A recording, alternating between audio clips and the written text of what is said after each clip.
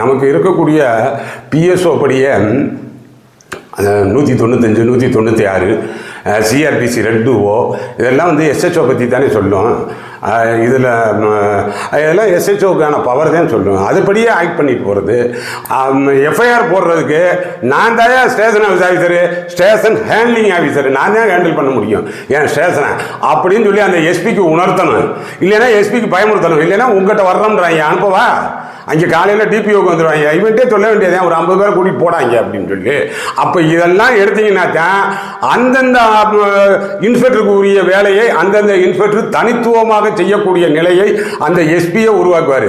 இல்லைன்னா எதை கேட்டோம்னாலும் அங்கே தான் கேட்கணும் அப்படின்னா அவர் என்ன அப்படியே பெரிய எல்லாத்தையுமே மதியூக மந்திரியா எல்லாத்துக்கும் சொல்லிடுவாரா? யோசனை என்ன சொல்ல முடியும்? அவர் என்ன மூடில் இருக்கிறாரோ தெரியாது.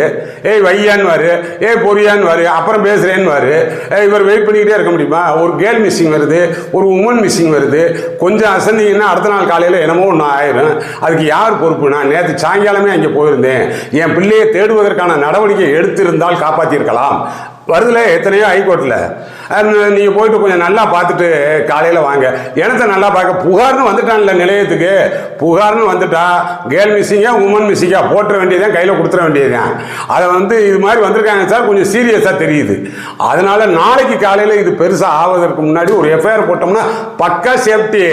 ஹைகோர்ட்டில் சுப்ரீம் கோர்ட்டில் பக்கா அந்த இன்ஸ்பெக்டருக்கு சேஃப்டி. நான் திரும்ப திரும்ப சொல்லுவது, இன்ஸ்பெக்டர் நிலையில் தான் இப்போதைக்கு அதிகம் பாதிப்புக்கு உள்ளாகிறீர்கள்.